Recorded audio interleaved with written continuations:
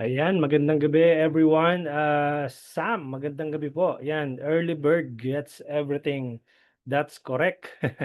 Magandang gabi, Lay, Florence. All right.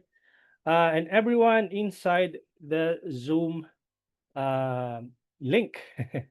All right. So again, uh, as usual, hindi pa ako galing. So bear with me doon sa aking boses at ako'y medyo husky pa sa ngayon. So, without further ado, time starts, yeah, 7:30 na ang ating time, and then we will be proceeding with our lesson for tonight. So, I'm gonna share my screen, no? Para makarami tayo. I'm gonna share my screen real quick. 1 second. And 3, 2, 1. All right. So, ang pag-uusapan natin tonight would be the Facebook auction and all the campaign objectives na meron si Meta. Let me know guys if you can see my screen. Type yes in the chat. So mga kapapasok pa lang, welcome to day 2. Welcome dito sa ating day 2 ng ating 5-day Facebook Ads Challenge. Alright, so everyone can see it. Ayan, so mukhang okay naman siya. And I'd like to know everyone, sino sa inyo ang dumaan itong ad na ito? No? Type me in the chat. Sino sa inyo ang nakita itong ad na ito? Dumaan ba sa inyo to? Alright, si Queen, si Charmaine, si Ian, si Cha Salcedo, Florence, yan, madami. Many times, sabi ni Lay. Alright, hindi ba kayo nakukulitan? No? Makulit ba yung ad na to?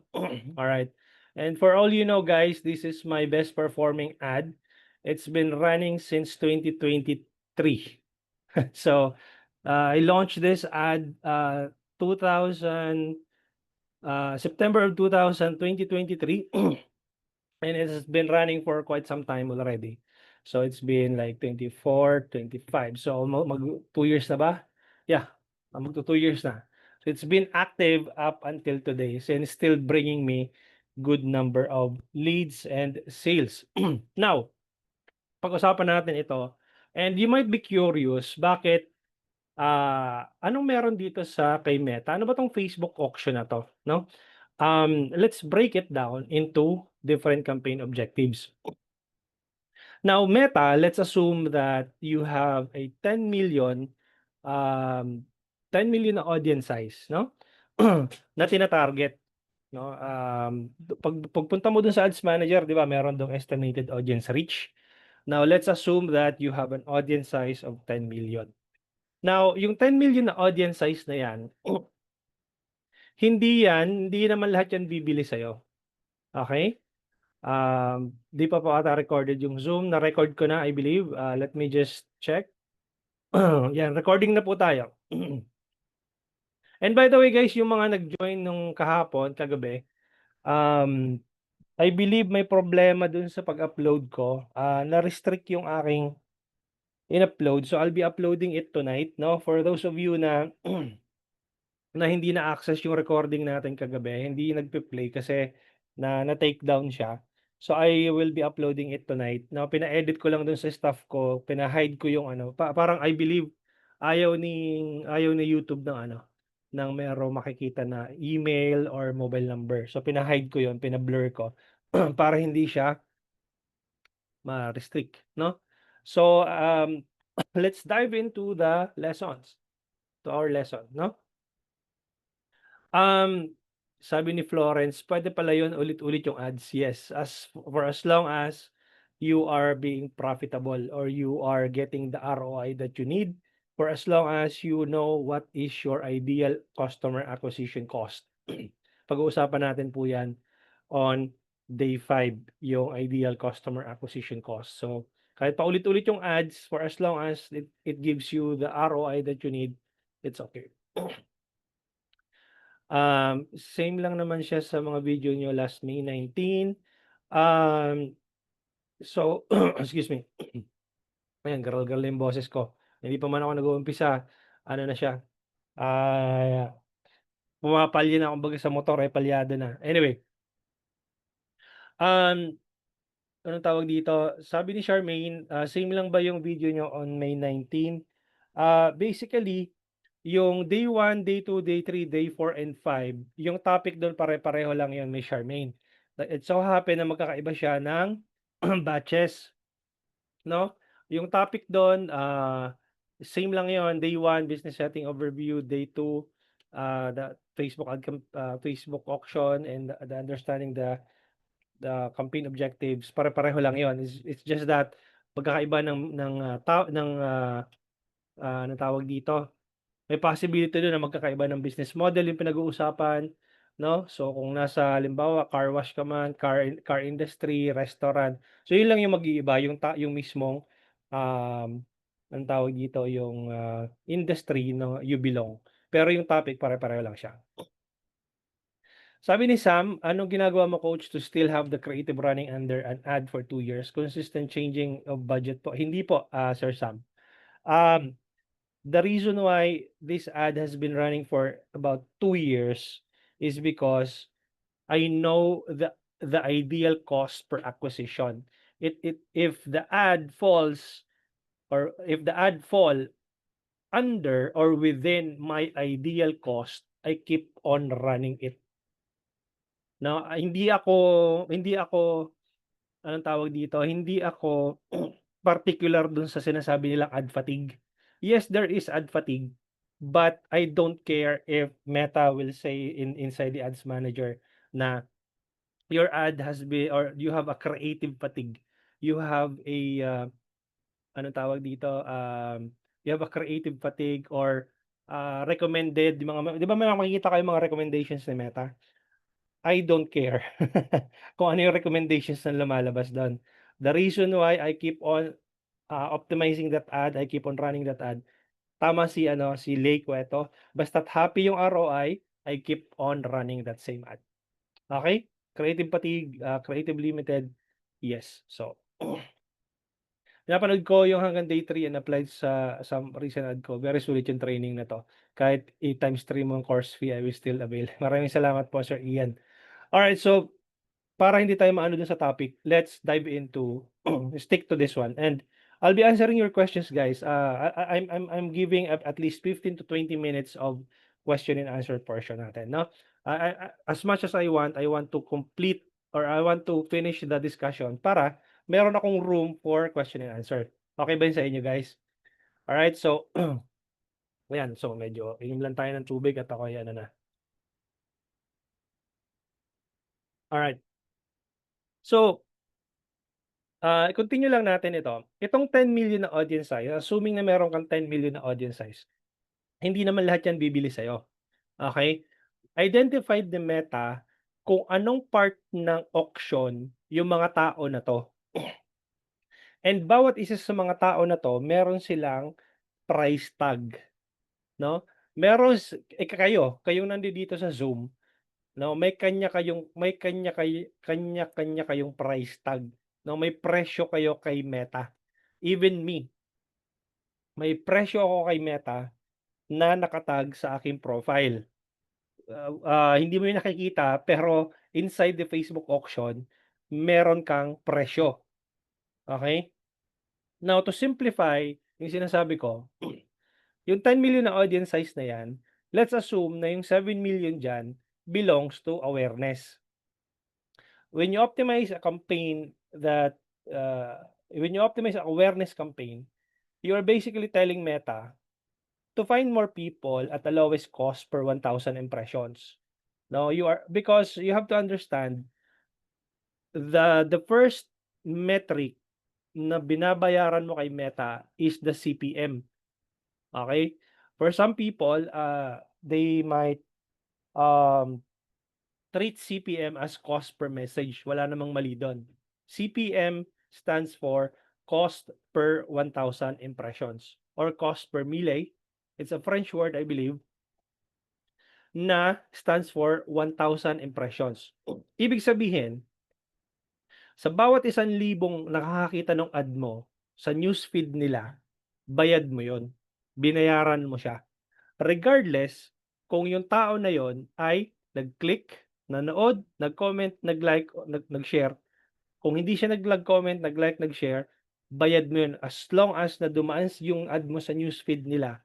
Kung wala man silang gawin doon sa ad mo, o hindi sila nag-engage, hindi sila nanonood ng videos mo, binayaran mo yung kay Meta. Okay? Because that is the first metric na binabayaran mo kay Facebook or kay Meta. Cost per 1,000 impressions. In reverse, kung nag-Google Ads ka, ang binabayaran mo doon cost per click.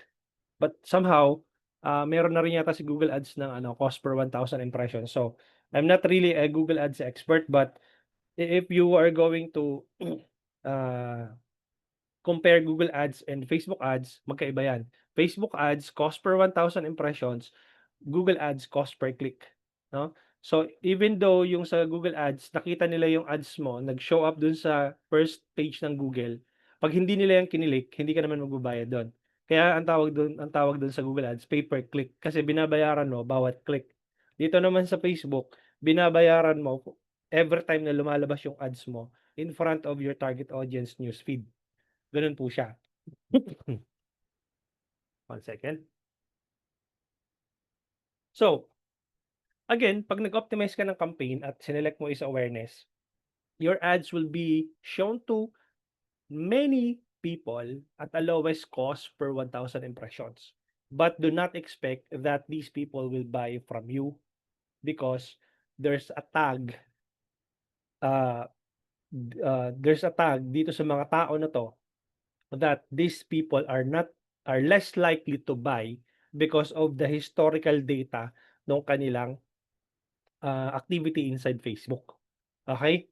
Now, if you optimize for traffic, no? If you optimize for traffic campaign objective, you are telling Meta that, hey, Meta, I want my ad, I want you to show my ad to more people who are likely to click my link. Ito yung may mga historical data ng mga tao na panay ang click, basta't may makita silang dumaan na ad tas may mga link. Attributed ni Meta yon as clickers. Okay, madalas mag-click. Kaya po siya traffic. So, ang ino-optimize dito, pinakamababang cost per link click or pinakamababang cost per landing page views. Okay, yan yung binibili mo kay Meta. Makikita mo rin sa yung CPM nito doon sa Ads Manager, the cost per 1,000 impressions is somehow close to the awareness campaign. Sobrang baba ng cost nito per 1,000 impressions. Alright? Now, ito yung sinasabi kong engagement na kapag nag-boost ka ng post, automatically ang ginagamit mong campaign objective, ang default niyan ng boost post is engagement. Okay? Sinasabi mo kay Meta, Meta, hanapan mo ako ng mga tao na likely to engage with my ads. When you say engage, pwedeng nanood ng video, pwedeng nag-click, pwedeng nag-comment, pwedeng nag-like, pwedeng nag-share. Any engagement na you can think of, when you boost a post, automatically ang default nun, engagement. Okay? And you are using your own or your personal ad account when you boost a post. Okay? However, sa Ads Manager, meron naman dun engagement. No? Merong engagement campaign objective. Makikita mo to doon sa Ads Manager, which is tomorrow, mag-create tayo ng ad from scratch. Okay? Alright, so, again, engagement. So, makikita mo dito, may mga ilan-ilan, may mga bibili na sa'yo. Yung may mga dollar sign na yan, that represents sales. No? Tapos yung mga eyeballs na yan, ibig sabihin yun, nakikita yung ads mo. Tapos makikita mo dito may mga clickers, no? Kaya nga meron siyang parang kini-click. Kaya that represents clicks. Now, down the line, pag sinelect mo yung leads, ang sinasabi mo kay Meta, Meta, hanapan mo ko ng mga tao na posibleng magbigay ng information ng katulad ng kanilang email, ng kanilang mobile number, at sagutan yung form. 'Di ba 'pag sa leads meron kang form na binibigay, I'm sure nakakita na kayo ng ads na dumadaan sa newsfeed ninyo. And then, Magfi-fill out kayo ng form, join the free webinar, join the 5-day Facebook Ads Challenge, kunyari. So, basically may form 'yon and ito yung hahanapin ni Meta inside the auction, 'no? And mapapansin mo dito, nagmamahal ang cost nito per 1,000 impressions. Bakit? Kasi pakonti ng pakonti sila, eh. 'Di ba from 7 million yung awareness na 'yan, tapos imaginin mo nasa 2 million ito halimbawa lang, tapos ito nasa around mga 700,000 tapos itong nasa baba 300,000. So, ibig sabihin lumiliit yung number of people na nakakakita ng ads mo based doon sa historical data nung tao na, tina-target ni Meta. So, ang tawag dito is optimized CPM because pinupwersa mo ngayon yung algorithm to find more people na posibleng magbigay ng information like their mobile number and email address. Alright? Kaya ang CPM nito mas mahal na, okey? Then, dun sa promotion, I'm not gonna be, discussing this, campaign objective kasi I believe hindi naman tayo nagpo-promote ng apps katulad ng halimbawa, Foodpanda, 'di ba may mga apps sila, Grab, 'yan. So, may mga apps sila. So, hindi ko na 'to i-di-discuss. I'm gonna head over sa sales, 'no? Dito sa sales, inuutusan mo si Meta na sabi mo kay Meta, "Meta, hanapan mo ko ng mga ready to buy na tao." No, especially if you are selling a product na let's say 1,500 or 1,500 pesos or sabihin mo ng 2,000 pesos, 'no? Ibig sabihin ibig sabihin, ah, mahahanap ni Meta yung mga tao na yun kasi may historical data si Meta nun, eh. Bawat click mo, bawat panood mo ng video, bawat visit mo ng website, recorded yun kay Meta. Meron siyang data container kung saan doon niya ini-store lahat ng activities mo. Okay, mapapansin niyo 'di ba, 'pag nanood ka ng mukbang videos maya-maya puro mukbang videos na yung mapapanood mo, 'di ba? 'Pag nanood ka ng related sa ito Facebook ads maya-maya yung mga competitors ko lumalabas din sa inyo, 'di ba? Lumabas yung ad ko, nag-engage kayo, bumili kayo sa akin. Nag-join kayo sa 5-day Facebook Ads Challenge, maya-maya lalabas na yung competitors ko. Makikita niyo na kung yung mga ads nung, lumalabas sa newsfeed ninyo. I won't mention names but you know who they are, 'di ba? So gano'n po siya. Now, so naintindihan na natin yung bawat campaign objectives, 'di ba?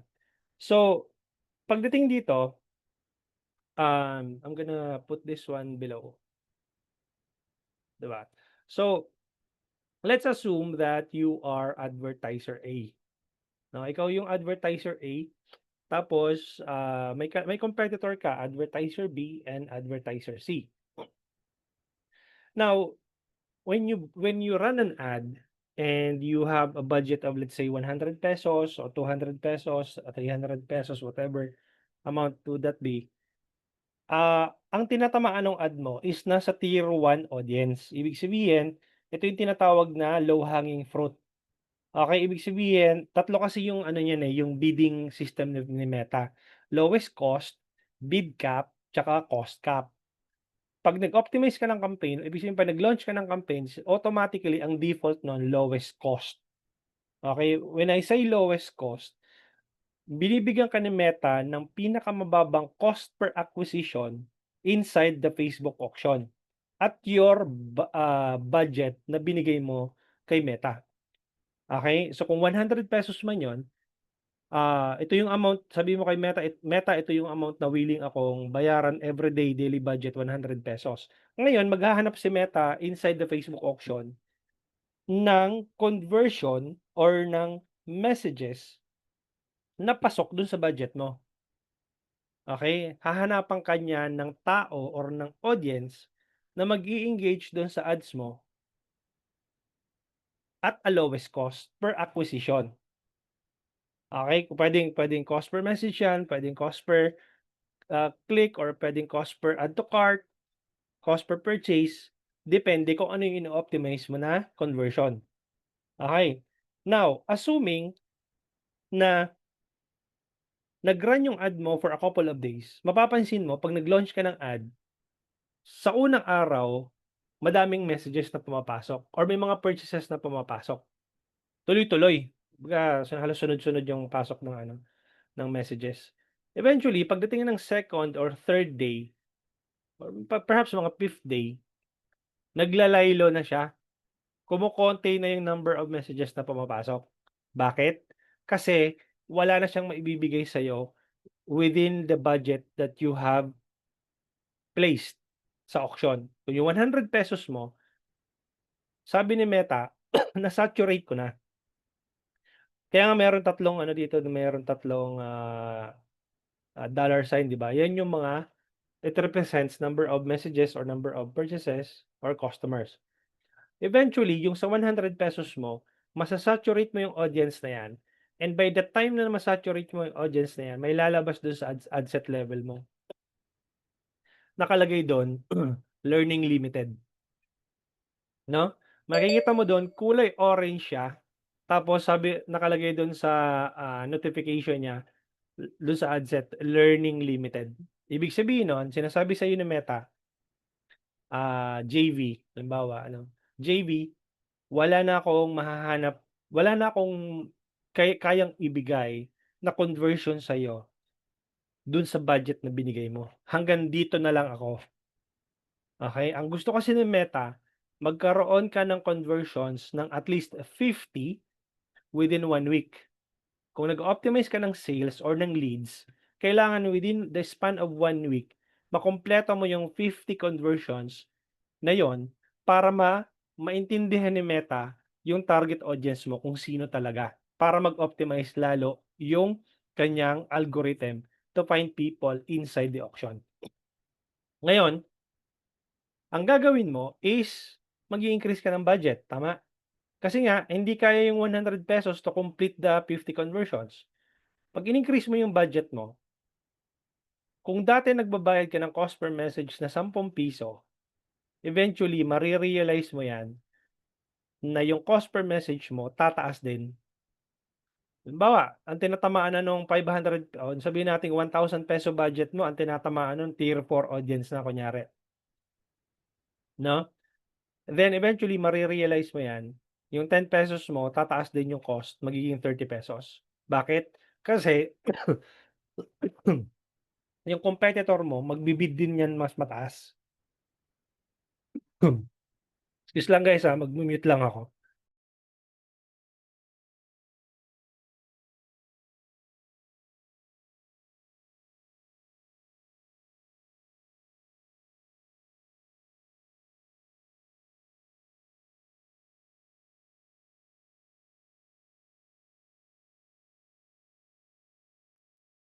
Ayan, so sorry, kinakahol ako ng ubo. So ayan, may nag-drawing tuloy. Um, Share ko ulit, So ibig sabihin guys, 'pag nag-increase ka ng budget, you are likely to compete with other competitors inside the auction. Makikita mo nga na madami din yung tatamaan mo na ngayon ng audience. 'Di ba dito sa tier 1 audience, mangilan-ngilan lang 'to, tatatlo lang or sabihin mo ng ganyan yung number of audience na tatamaan mo. 'Pag nag-increase ka ng budget, obviously tataas din ang reach mo, 'di ba? Pero asahan mo na nandiya-diyan din yung competitors mo nagbi-bid within the same audience na tinatamaan mo, okey? Ngayon, nag-decide ka na, okey magwa ₱100,000 na ako per day, 'no, ikakarga ko na yung budget ko.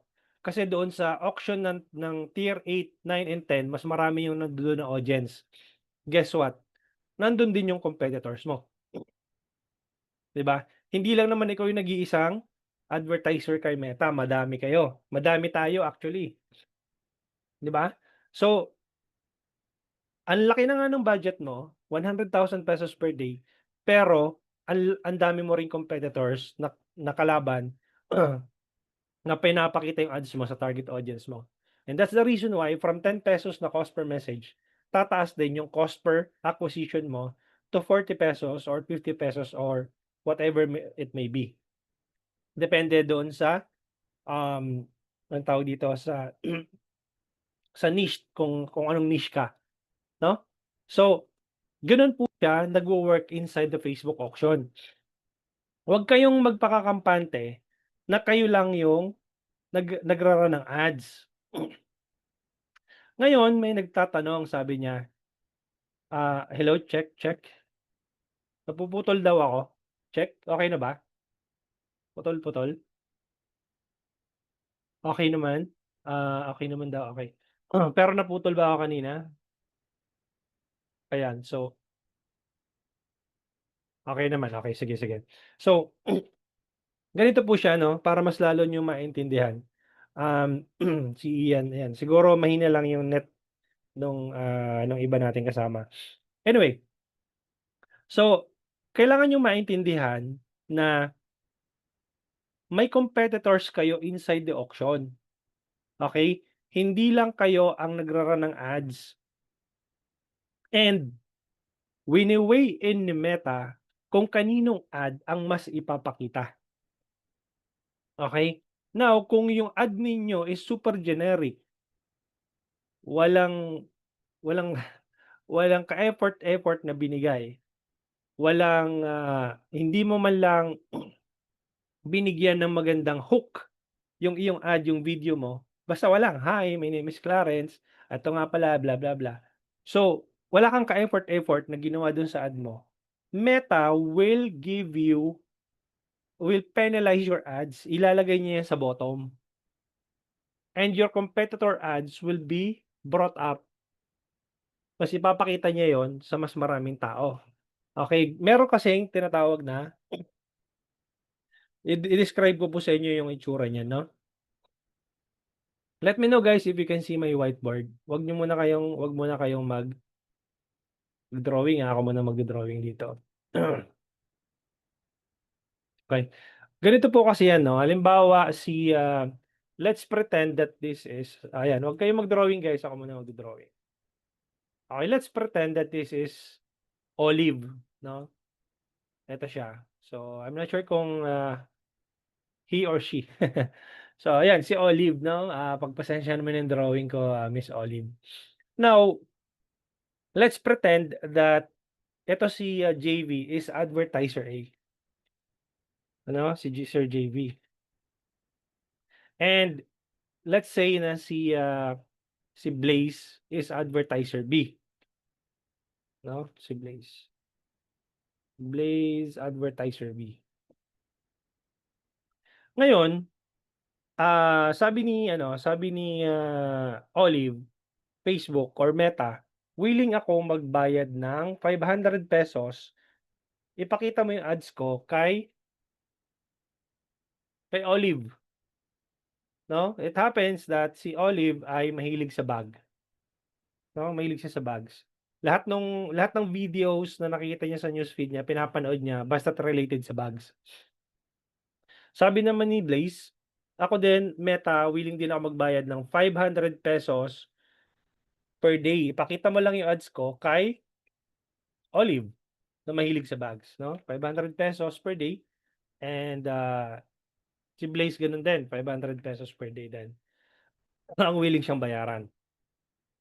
Ngayon, let's assume na 12 midnight yung dalawang ads na yun nag-run, okey? And then by the time na nag-run na yung ads nila, yun pinakita na nga ni Meta yung, ads nung dalawang advertiser. Ngayon throughout the day, malalaman na ngayon ni Meta kung alin sa dalawang ads ang mas nagpe-perform, 'no?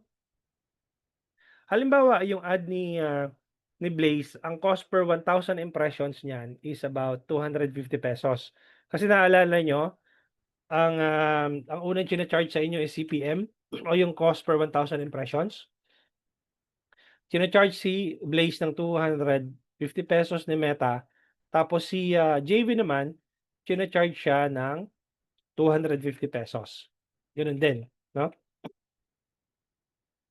Ngayon, over time, napansin ni Meta na yung ads ni Blaze ay mas maraming nag-e-engage, 'no? Ibig sabihin nun, mas interesado yung audience ni Blaze doon sa mga bags na binebenta niya.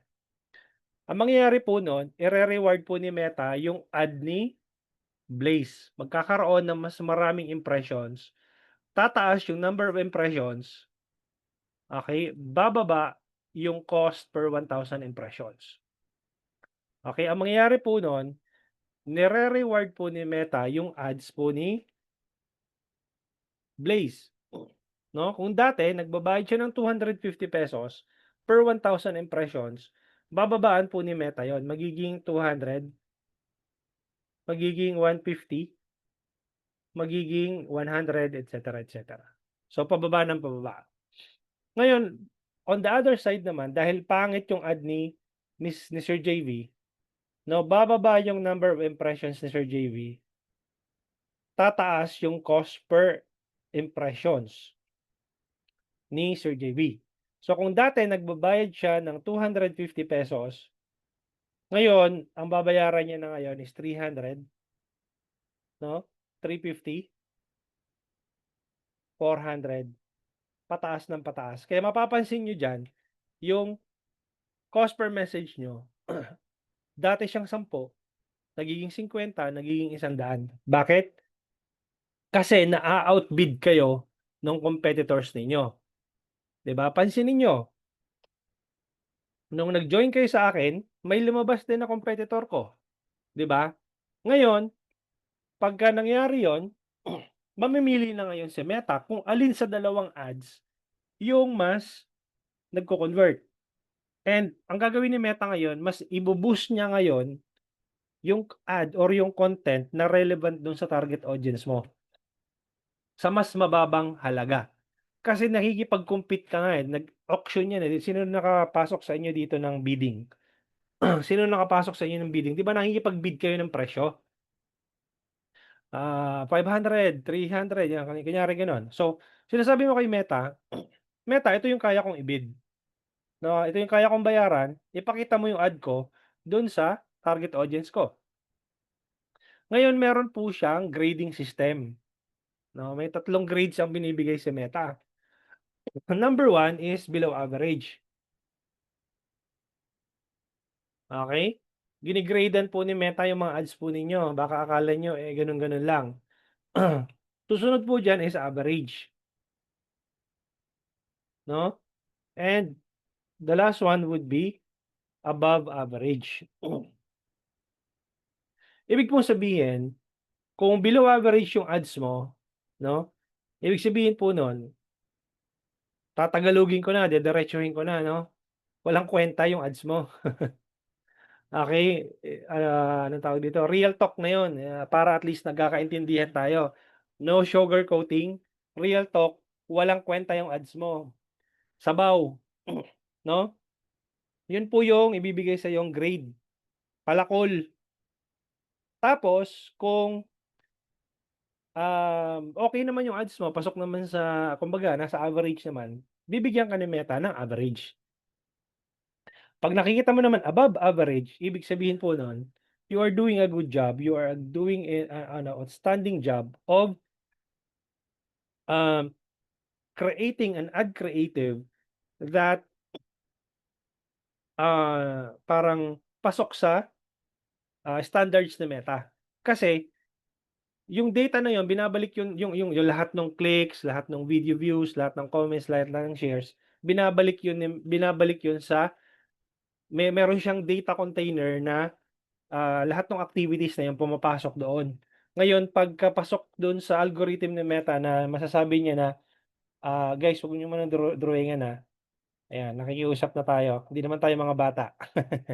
Siguro naman, matatanda na tayo dito para maintindihan natin na bawal mag-drawing, 'no? So, again walang sugarcoating, pangit yung ads mo, walang kwenta, sabaw, so mapupunta yon sa below average, okey? So, para makita ninyo inside the Facebook auction or inside the ads manager, may mga tanong tayo dito na paano daw makikita yung CPM. Actually, pag-uusapan natin 'yan on day 4. Pero maghahanap ako dito ng ng isang, tingnan natin yung atin, yung sa akin. Tingnan natin, so hindi ko naman sinasabi na lahat ng ads ko, eh, magaganda. So meron naman akong ads na ano, talagang sablay din, 'no? Makikita niyo rin 'yan sa anong tawag dito, 'yan. So, paano ko ba 'to iha-hide? 'Yan, sige. Ayan, so mismong ads manager ko 'to ipapakita ko, ah. Share ko ng screen, eto siya. Kita niyo na yung ano ko, yung, ads manager ko. So, yung sinasabi ko sa inyo guys, um, ito yung unang china-charge sa inyo ni Meta. Kamukha nito, ang CPM ko, ang cost per 1,000 impressions ko is, itong ad na 'to nakakaroon ng 129, 112, 146. Ito ₱27 lang. Ito 33, 146. Ito po yung unang china-charge sa inyo ni Meta.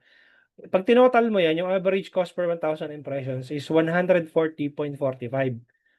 Average 'yun nung lahat ng ads ko na meron nakikita kayo. 'Yan yung cost per 1,000 impressions.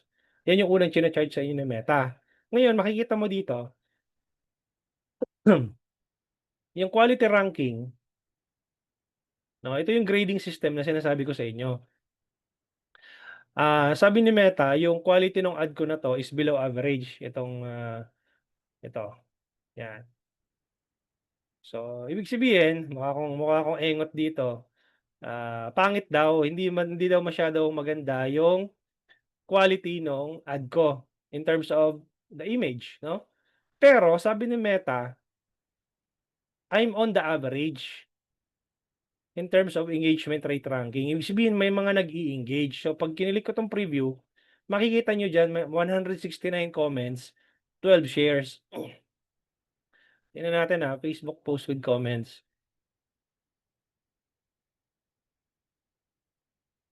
Ayan, oh. So, maraming engagement, 204 yung reactions, 169 yung comments, 12 yung shares. So, 'pag bumalik tayo dito, sabi ni Meta, okey naman yung engagement rate ranking mo, ibig sabihin maraming nag-e-engage. Ngayon sabi ni Meta, yung conversion rate ranking mo is doing a good job. 'No, kasi yung grade mo kay Meta is above average, 'no? May makikita ka rin dito, may mga below average din ako. So, paano mo siya ire-reviewhin? Ibig sabihin, the moment na mag-create ka ng creatives, soon, sa susunod, gagandahan mo na yung ano, yung image. Kasi I tell you guys, a little bit of backstory. Pinicturan ko lang yung sarili ko dito, wala akong pake. Ah, Cellphone lang 'yan, pinicturan ko tapos parang nag-viral dun yung ano, yung merong nag-viral na ano, na post nun, yung kay Andy Eigenman, kay Andy Eigenman na ano, anong tawag dito? Yung 'di ba may mga cheating ano, alam niyo yata yun yung kung medyo millennial kayo or medyo medyo hindi pa kayo ano, oldies, makaka-relate kayo. So, up until today, okey pa siya, nagpe-perform siya sa'kin. Okey, so ibig sabihin, relevant or kumbaga merong, anong tawag dito, nag-e-engage yung tao. That's the reason why bumababa yung cost per 1,000 impressions ko. The more na maraming nag-e-engage dun sa ads mo, the more nabababa yung cost per 1,000 impressions mo. 'Pag bumababa yung cost per 1,000 impressions mo, tataas yung number of impressions. Mas maraming makakitang tao, mas bababa yung cost mo. Does that make sense? Okay. Ngayon, 224 ba yun? Oo, sabi ni ano, maraming comments dito. So, gano'n po siya kaya ginagawa kong comedy minsan yung ads ko, kasi kung ano yung trending na topic, inaano ko, kumbaga nire-relate ko doon sa current na trend, 'no? Kasi the more na nagre-react yung tao, the more na nag-e-engage dun sa ads ko na yun, I'm happy kasi I'm being rewarded ni Meta, 'no? Nire-reward ako ni Meta because my ads are relevant to my target audience. And dun na magpapasok yung cost per acquisition as long as napasok dun sa cost per acquisition ko, I keep on running it even if Meta says it's already ad fatigue or creative fatigue, wala akong pake. For as long as I'm getting the cost per acquisition na gusto ko. Okay? Pag-uusapan natin 'yan on day 5 using the Facebook Ads Calculator. Sabi ko na nga sa inyo 'di ba kanina, I have an ad that has been running for 2 years already. And sabi ni Meta may mga times na creative fatigue na 'to, pino-pause ko lang siya tapos mamaya ilo-launch ko na naman siya ulit. Ngayon pagkapasok pa rin dun sa ideal cost ko, I keep on running it. 'Pag hindi na, ipo-pause ko, ire-retire ko muna siya ng for about 2 to 3 weeks tapos the following month ite-turn on ko na naman siya. Ngayon pagpasok na naman dun sa ideal cost na gusto ko, continue lang. 'Pag hindi, I will pause it. Kung na-late ka Miss Queen, yun yung napag-usapan natin kanina. So, may recording naman 'to.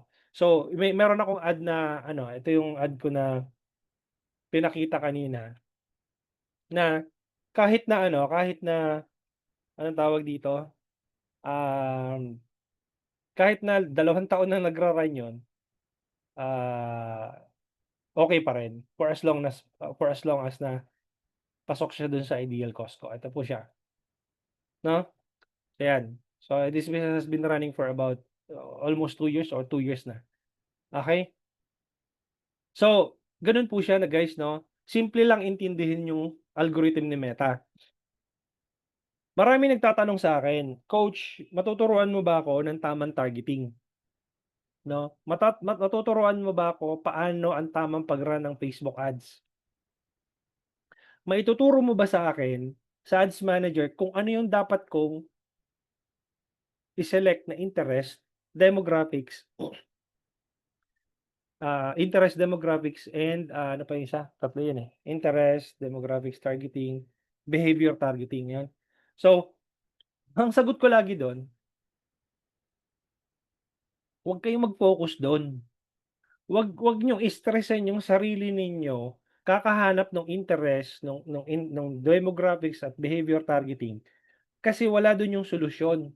Spend 90% of your time perfecting your ad creatives, kasi yun ang solusyon, 'no? Inom lang akong tubig guys. Kasi naintindihan na natin, simple lang, 'pag pangit yung ad mo, pine-penalize ka, 'pag okey yung ad mo, nire-reward ka. So paano ka nga ba ire-reward ni Meta? Gumawa ka ng magandang ads, gumawa ka ng ad na relevant dun sa target audience mo, gumawa ka ng ad na something beneficial dun sa target audience mo. Ano pa, gumawa ka ng anong industry, type anong industry kayo dito? I'll pick one. Sa anong industry kayo? Travel agency, ayan, si Queen. Travel agency unahan natin. I bet you pare-pareho kayo ng ad creatives. Pumunta kayo ng I'm sure yung mga ads ng competitor ninyo dumadaan din sa inyo, Queen. 'Pag tinignan mo yung ads ninyo, tsaka yung ad ng competitor ninyo, what makes your brand different? 'Pag pare-pareho na kayong ads na lumalabas dun sa target audience ninyo, ano na lang, sino pipiliin nung user? Yung kakaiba, yung may something na matututo sila. Let's say for example, nasa travel agency business ka. I'll give you an example. Sige, anong anong ano 'to, hindi sa ano, Miss Queen, send mo dito yung page mo. Send mo dito sa ayan, tingnan natin yung ad mo. Puwede kitang i-unmute. Para real time makita niyo kung ano ibig kong sabihin. Anong ano mo dito, Miss Queen? Puwede kitang na-unmute na kita. Miss Queen, nandiyan ka pa ba? O iniwan mo na kami? Ay, hello sir. Ayan. So, anong Ayan, pangalan ng page mo? ah, ano Sige, po, wag kang mahiya, wag kang kasi tinitingnan nga natin, 'di ba? Para at okay, least ano, Prince Zion Travel and Tours. tingnan natin, para ano, share ako dito ng screen. Hindi sa pinapahiya kita dito or ano, basta tinitingnan natin in real time kung ano yung pwede Ah, nating, anong tawag dito, baguhin or pwede nating improve. yes sir, kailangan ko din naman talaga. Okay, so para real talk tayo, no? Para direct to the point. So ano po yung pangalan ng page po ninyo? Prince Zion. Paano Prince spelling po. nun? May ads kayo na running? May active ads kayo ngayon? Marami po. Oh, Sige, paano po? Pa-type nga po dito sa ano po. sa chat. Yan. Type mo Okay. sa chat. Paano yung spelling nun? Prince? Ito. Teka. Ayan, ito na. Real time to. Tingnan natin kung anong pwede nating improve. Ito, travel and tours, no? Yeah. Ito siya. Ayan. So, nakita nyo, ah, I bet you, itong Autumn Korea na to, lahat ng, or majority ng travel agency or travel and tours, pare-pareho kayo ng itsura ng ads.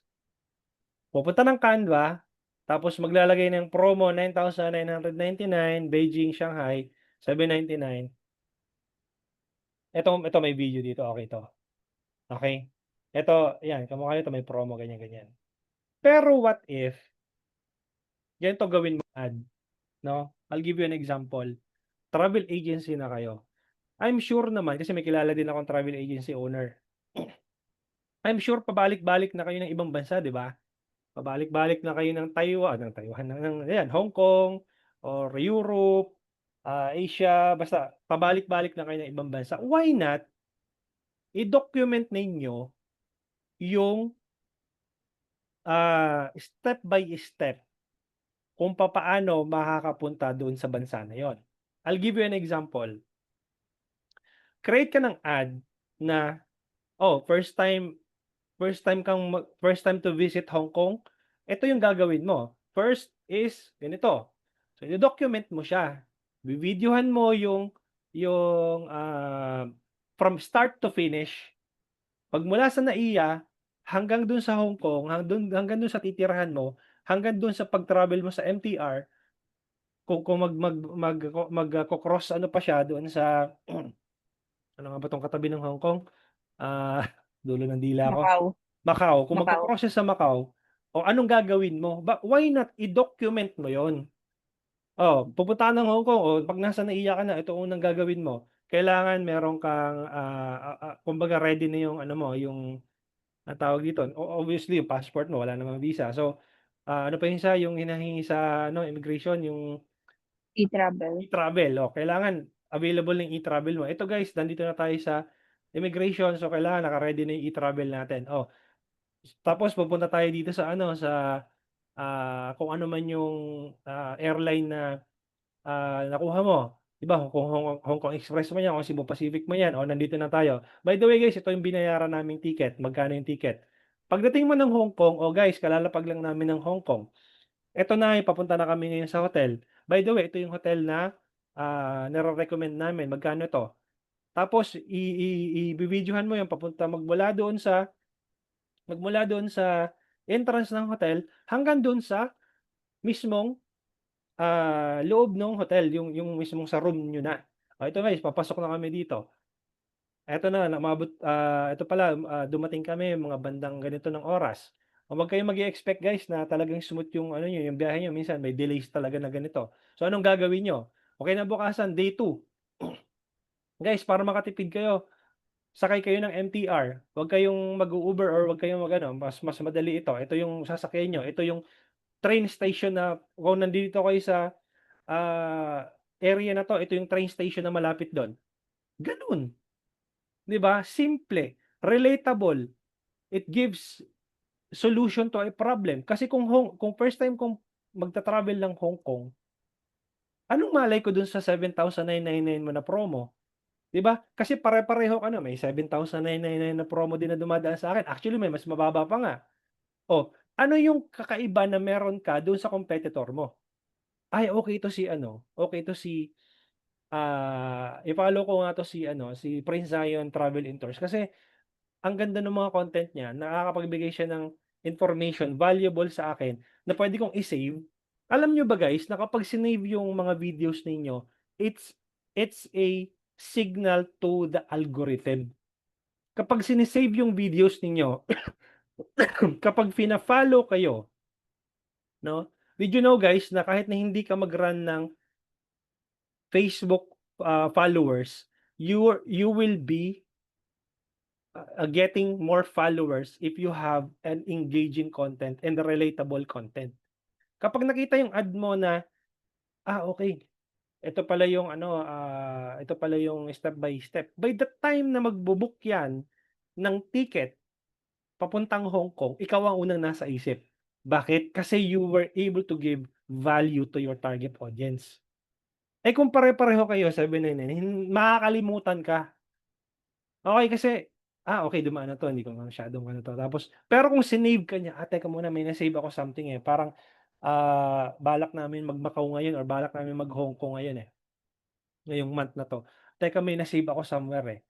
Ikaw ang unang maiisip. Bakit? Magkakaroon ng brand recall. Kasi ikaw yung tumatak dun sa newsfeed niya na nagbigay ng value. Does that make sense, guys? Mahirap ba mag-Facebook ads? Okey, real estate naman daw sabi ni Alfie. Simple lang, first time home buyer ka, ito yung mga kailangan mong i-prepare, 'no? Merong pag-ibig, 'no? Meron ka bang enough income to ano, anong tawag dito, pay the monthly dues, monthly amortization. Oh, guys, first time mo mag-invest ng real estate property, dito sa Cavite ang pinaka the best kasi nandito yung et cetera, et cetera. Ile-layout mo yung benefits why they should invest in Cavite or, Cavite malapit na sa ano 'to, nasa south na 'to, so 'yan magandang investment 'yan. Malapit na rin 'to sa ano, halimbawa malapit na rin 'to sa ilang minutes lang 'to papuntang airport. Does that make sense, guys? Car sales, Machina, dati rin ako nagbebenta ng kotse kasi. Hindi naman naiintindihan ng pangkaraniwang tao yung makina, 'di ba? First time mong bumili ng kotse, ito yung kailangan mong maintindihan. Kung gusto mo ng mas matipid na sasakyan, ito. 'Di ba, kung sa Toyota, ito yung Wigo, pang-araw-araw mo mas matipid ito, 'no? Kung halimbawa, first time car buyer ka, the best itong Wigo sa'yo kasi unang-una matipid sa gasolina, tapos kung hindi naman gano'n kalayuan, hindi naman kargahan yung hanap mo, saktong-sakto yung sa'yo itong Wigo. Ngayon, business owner ka, the best sa'yo itong Hilux or the best ito sa yung pickup. Bakit? Kasi puwede mong ilagay dito yung mga, anong tawag dito, yung mga products mo, yung mga paninda mo, 'di ba? By the way, itong horsepower nito is ganito. By the way, ganito yung bagong technology na meron si, Hilux ngayon, 'di ba? Meron din pala itong ganito, may LED na rin po pala yung ano, yung headlight po nung, version natin. Oh, gano'n guys. 'Pag nag-create kayo ng content, 'wag lang yung image na na parang promo, no down payment. No down payment promo, Hari, inquire now. Pare-pareho na nga kayo, eh. 'Di ba, pare-pareho na kayo nung competitors mo, lahat nung nagbebenta ng kotse, lahat nung nagbebenta ng ticket, ng visa processing, yung ads na ano, wala na kayong pinagkaiba. Pero what if gumawa ka ng ad that it will give your target audience something to remember. Kung gusto mo ng i-follow yung, page mo, gawa ka ng content, actually may na-save ako dito, eh. Teka lang, hanapin ko lang. May na-save ako dito from one of the content creator. Saan na nga ba yun? Eto. Sabi niya kung gusto mo ng growth, 'no, content for growth, ibig sabihin dumami yung followers mo, tutorials, number one, 'no, educational post, POV o yung point of view, trends, memes, behind the scenes, tips and tricks, inspirational content, fun facts, answers. So how do I ganito, halimbawa, how do I do this? How does this work? Mga katulad ng content na yun. Kung gusto mo naman maparami ng followers. Pero kung gusto mo naman ng conversions, pakita mo yung achievements, case studies, sharing methods or frameworks, problem-solving content. No, yung sinabi ko sa'yo, 'di ba? Pupunta ka ng Hong Kong, problem solving yun, eh. Sino-solve mo yung problema nung isang first time traveler to Hong Kong. Kung problem solving content yon, binibigay mo sa kanya yung step by step na expectations pagdating niya do'n or bago siya umalis at pagdating niya do'n. Problem solving content yon. Hindi lang basta photo.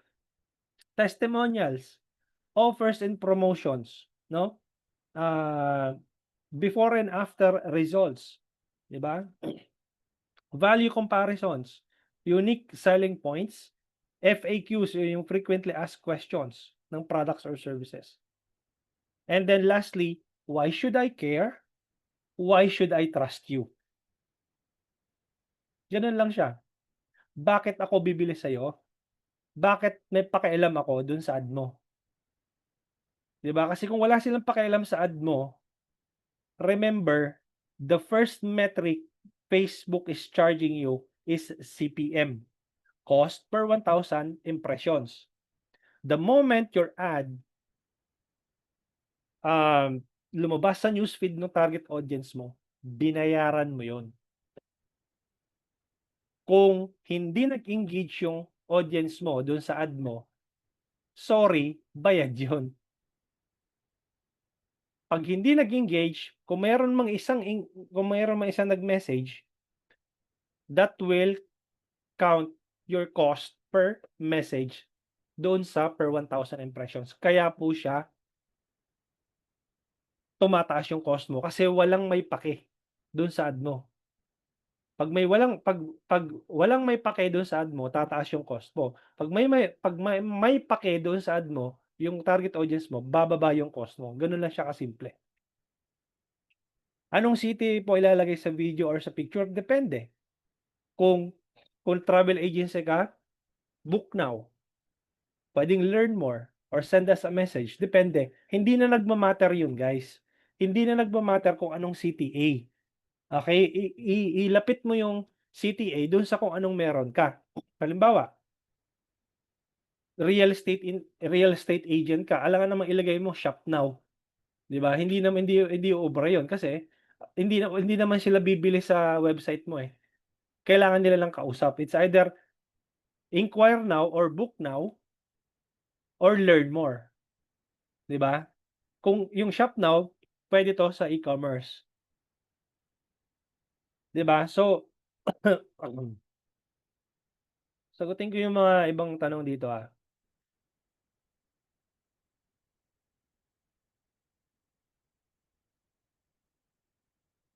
Cellphone and laptop repair, napakasimple, 'di ba? Anong gustong malaman ng target audience mo about cellphone? Kasi ako, I'm just a regular user, may cellphone ako, okey? Ano ang mga features nitong cellphone na 'to na wala doon sa isang cellphone, 'di ba? What is the best investment? Halimbawa, if you are a first time laptop buyer, ano ang the best brand para sa'yo? O di i-detailed mo. O guys, bagay na bagay sa'yo 'tong Acer kung first time laptop buyer ka. Bakit? Ito kasi ganito, ganito, ganyan, ganyan. Tapos let them ask the price doon sa Messenger. 'Di ba hindi yung laptop, Acer, 12,000 only, tapos na. Or magkano ba laptop ngayon na Acer? I don't know, pinakamababang ano, sabihin natin, to 18,000 pesos na laptop, Acer. Gagawa ka ngayon ng ad, kwadradong image, laptop, Acer, 18,999 only, buy now or inquire now, tapos na. Ano natutunan ko sa'yo? Wala, 'di ba? Pero kung gumawa ka ng video, first time laptop buyer ka ba, the best sa'yo itong Acer, kasi ganito, ganyan, meron itong ganito, meron itong ganyan. And kung, student ka, the best sa'yo 'to kasi ganito, ganyan, ganyan, ganyan. Ikaw mas nakakaintindi dun sa product mo, so i-detailed mo, 'di ba? And then, kung nagustuhan nila yung content mo, okey, ito na lang Acer yung bibilhin ko, mag-i-inquire ako, By the way, magkano po yung laptop na Acer na nakita ko dun sa ad niyo? That starts the conversation. Ma'am, by the way, may saktong-sakto yung ano mo, yung inquire mo kasi may promo po tayo ngayon. Then tatanungin mo, ipo-probing mo siya, 'di ba? Ano po ba yung ano po ba, student po ba kayo, corporate employee po ba kayo? 'Yan, so tatanungin niyo siya. Sakto po estudyante po kayo, kung first time laptop buyer kayo, saktong-sakto sa inyo 'tong Acer. Kasi ito talaga yung madalas na binibili sa amin nung mga estudyante. O magkano ba 'yan? Ano po, 18,999. Ayun, may ano po kayong puwede po ito kung merong credit card si mommy at si daddy, puwede po itong installment. Oh, that gives you a sale, 'di ba? Gano'n dapat na content ang ipapakita po ninyo. Lesson here, no need ng malaking budget, ang importante ay interesting yung content. Exactly, simple. Ngayon, tigilan niyo na yung kakapindot niyo doon sa Ads Manager. Kasi kung hindi niyo napansin, may video si Mark Zuckerberg na ini-interview just a couple of weeks ago or last month yata yun. O tama, last month. Sabi niya, Meta's AI will be super straightforward. Number one, how much are you willing to pay for every conversion? And who is your target audience? Ano sabi niya, hindi, how much are you willing to pay for every conversion? And ano nga yung sinabi niya?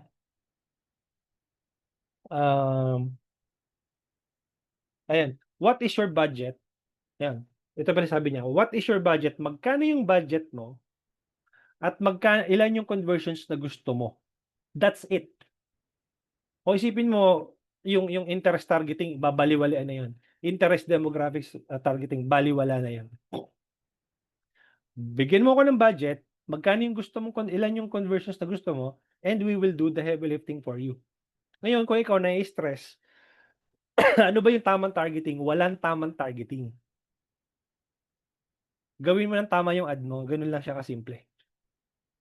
Kasi kahit ano pang targeting yung pindutin mo doon kay Meta, hindi yun magwo-work yung ad mo. Content is king. Yes, content talaga. Irrelevant doon sa target audience mo. Isipin mo kung ano yung gusto ng target audience mo, hindi yung kung ano yung gusto mo. Dapat ilalagay mo yung sarili mo doon sa target audience mo. Ano kaya ang gusto nilang makita sa ads ko? Na unang-una, magiging interesado sila. Pangalawa, may matututunan sila. 'Di ba? Dalawa lang, educational or entertaining. Kapag educational yung content mo, papanoorin ka nila. Lalo pa kung entertaining yung content mo, na-combine mo yung dalawa, promise magwo-work yung ads mo. Gets? So that sums up our our lesson for tonight. Guys, I hope I was able to give value, no? At least naintindihan niyo na wala sa targeting ninyo yung ads para magkaroon kayo ng revenue na maganda. Okay, yung day 1 natin, I'll be uploading it doon sa dashboard po ninyo, and na-send na sa akin ng staff ko kanina lang nung nasa live tayo. Ay kanina mga 30 minutes ago, yung edited na na version na merong naka-blur. So I'll be uploading day 1 and 2 tonight doon sa dashboard po ninyo. Maraming salamat guys for joining tonight, and for those of you na hindi ko nasagot, you can still have an opportunity to ask question tomorrow. Maraming salamat, and I'll see you tomorrow at exactly 7:30 PM. Thank you guys. Bye-bye.